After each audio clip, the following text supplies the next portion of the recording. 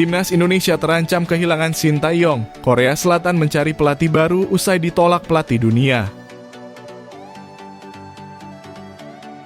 Timnas Indonesia terancam kehilangan pelatih mereka, Sintayong, di tengah ketidakpastian masa depan pelatih tim nasional Korea Selatan. Federasi Sepak Bola Korea Selatan KFA saat ini sedang dalam pencarian pelatih baru setelah memutuskan berpisah dengan Jurgen Klinsmann usai hasil mengecewakan di Piala Asia 2023. Timnas Korea Selatan yang sempat diunggulkan untuk meraih gelar juara hanya mampu mencapai babak semifinal sebelum akhirnya dikalahkan oleh Yordania dengan skor 0-2. Sejak Februari lalu pasca berakhirnya Piala Asia 2023, Korea Selatan masih belum menemukan pengganti Klinsmann. Untuk sementara, Timnas Korea Selatan dilatih oleh Hwang Sun-hong, pelatih Timnas Korea Selatan U23. Namun Hwang Sun-hong sendiri gagal membawa timnya lolos ke Olimpiade setelah dikalahkan oleh Timnas Indonesia U23 asuhan Sintayong melalui adu penalti pada perempat final Piala Asia U20 2024. KFA sempat dikabarkan mendekati Jesse Marsch, mantan pelatih RB Leipzig dan Leeds United, namun upaya tersebut kandas setelah Marsch diumumkan sebagai pelatih baru Timnas Kanada pada 14 Mei 2024. Marsch diharapkan dapat membawa Kanada berprestasi di Piala Dunia 2026 yang akan diselenggarakan di Kanada, Amerika Serikat, dan Meksiko, serta di Copa Amerika 2024. Situasi ini membuat KFA kembali mencari pelatih dan nama Sintayong muncul sebagai kandidat potensial.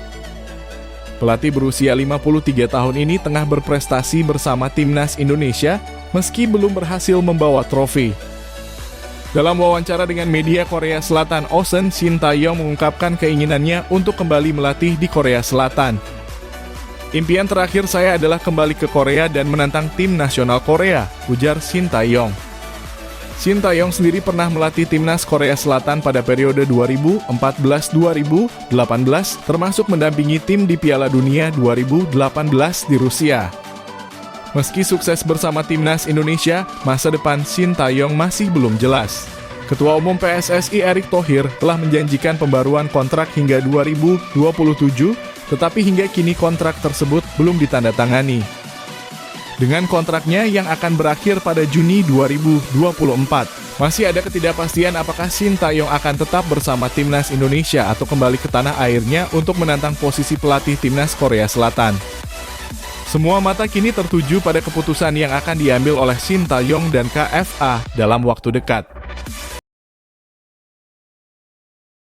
Sintayong beri pesan khusus untuk Timnas Indonesia jelang laga kualifikasi Piala Dunia 2026. Menjelang dua laga krusial di grup F kualifikasi Piala Dunia 2026 zona Asia, pelatih Timnas Indonesia, Sintayong, menyampaikan pesan tegas kepada para pemainnya. Tim Garuda akan menghadapi Irak dan Filipina pada 6 dan 11 Juni 2024 di Stadion Utama Gelora Bung Karno, Jakarta. Kedua pertandingan ini dianggap sangat penting untuk memperkuat posisi Indonesia dalam upaya lolos ke putaran ketiga kualifikasi. Persiapan kita berjalan dengan baik dan ada dua pertandingan penting di bulan Juni nanti. Saya akan pesan kepada pemain untuk menang pada dua pertandingan tersebut, tambah pelatih asal Korea Selatan itu dengan penuh optimisme. Saat ini Indonesia mengoleksi 7 poin dari 4 laga di grup F, dengan catatan 2 kemenangan, 1 hasil imbang, dan 1 kekalahan.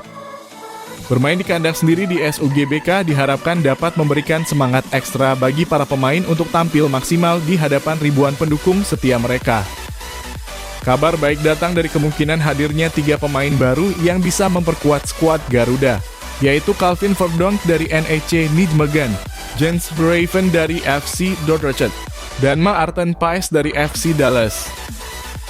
Dari ketiga pemain tersebut, Maarten Paes telah resmi menjadi warga negara Indonesia setelah merampungkan proses pengambilan sumpah.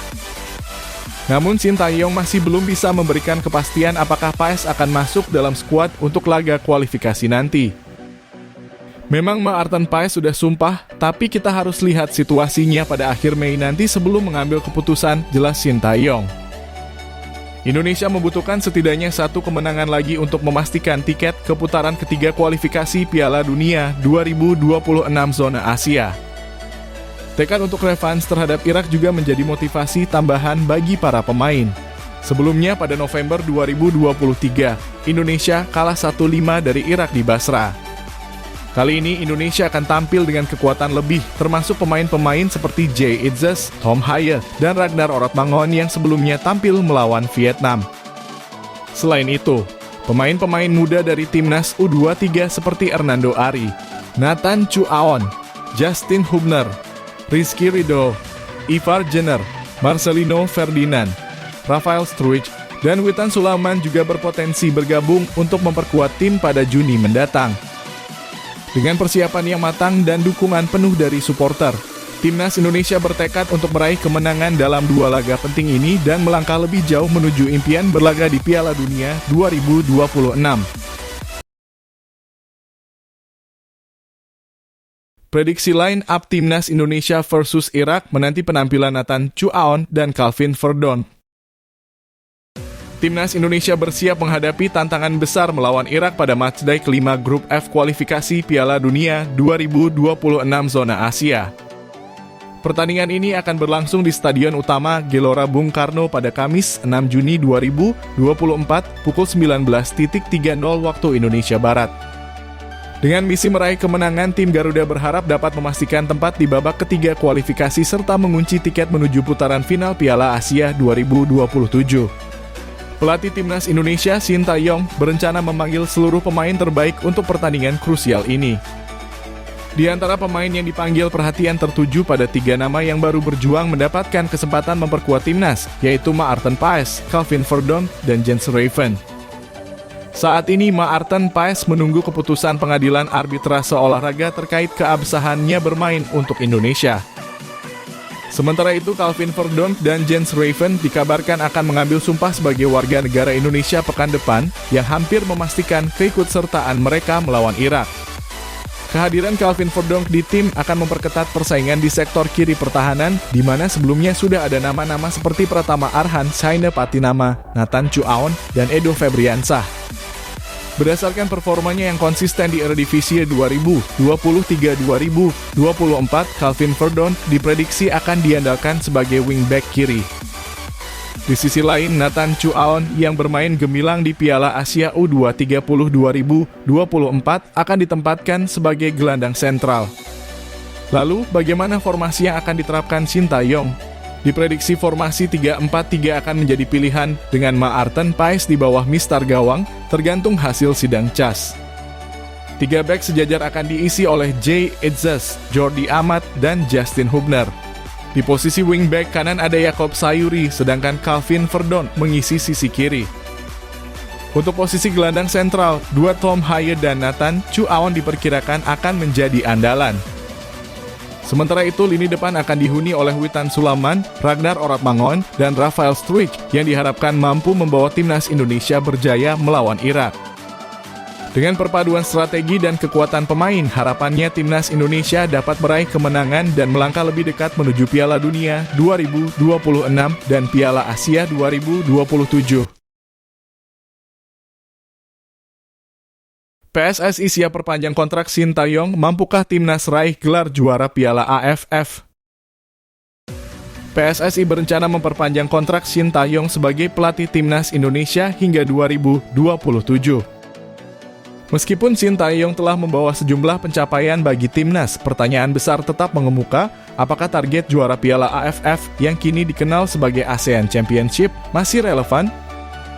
Di bawah kepemimpinan Shin Tae-yong, timnas Indonesia berhasil lolos dari babak grup Piala Asia 2023 dan mencapai babak 16 besar sama seperti Thailand. Prestasi serupa juga diraih oleh timnas Indonesia U23 yang berhasil melaju ke babak semifinal Piala Asia U23 2024 meski belum berhasil mencapai runner-up seperti Vietnam. Sebagai tolok ukur prestasi di level kontinental, Indonesia telah menunjukkan performa terbaik dibanding wakil Asia Tenggara lainnya. Namun, apakah ini cukup untuk menyandang gelar King of ASEAN? Tidak. Selama belum pernah meraih gelar juara Piala AFF, Indonesia belum bisa disebut raja sepak bola ASEAN. Bahkan setelah memenangkan medali emas SEA Games 2023, gelar tersebut masih belum pantas disematkan. Dalam peringkat FIFA, Indonesia berada di ranking 134, masih berada di bawah Thailand dan Vietnam. Apalagi jika Australia yang bertengger di ranking 24 dihitung sebagai bagian dari ASEAN. Ini menunjukkan bahwa Indonesia belum mendominasi sepak bola regional. Banyak pihak menilai bahwa Piala AFF tidak perlu dikejar karena bersaing di Piala Asia atau bahkan Piala Dunia dianggap lebih bergengsi. Namun Indonesia belum pernah memenangkan Piala AFF sejak pertama kali diadakan pada 1996. Indonesia hanya mampu menjadi runner-up sebanyak 6 kali, yakni pada edisi 2000, 2002, 2004, 2010, 2016, dan 2020. Pencapaian terbaik Sintayong di Piala AFF adalah runner-up pada 2020 dan semifinalis pada 2022. Selama 4 tahun melatih timnas Indonesia, Sintayong belum berhasil meraih gelar juara di semua level usia. Kegagalan di Piala AFF U19 2022, SEA Games 2021, dan 2 edisi Piala AFF menjadi catatan tersendiri. Namun di level benua, Shin berhasil membawa Indonesia sebagai tim kejutan mencapai babak 16 besar Piala Asia dan semifinal Piala Asia U23. Kini dengan perpanjangan kontrak hingga 2027, Sintayong diharapkan dapat membawa timnas Indonesia meraih gelar juara Piala AFF 2024. Dengan regenerasi tim yang sudah berjalan dan skuad yang mulai solid, target ini dinilai realistis. Thailand yang selalu tampil kuat di Piala AFF menjadi tantangan besar bagi Shin. Apakah Shin mampu mengalahkan Thailand dan meraih gelar juara? Fase pembangunan ulang timnas Indonesia oleh Sintayong dinilai sudah rampung. Kini saatnya memetik hasil dari proses 4 tahun terakhir. Piala AFF 2024 menjadi ujian nyata bagi Sintayong dan timnas Indonesia untuk membuktikan bahwa mereka layak menyandang gelar King of ASEAN.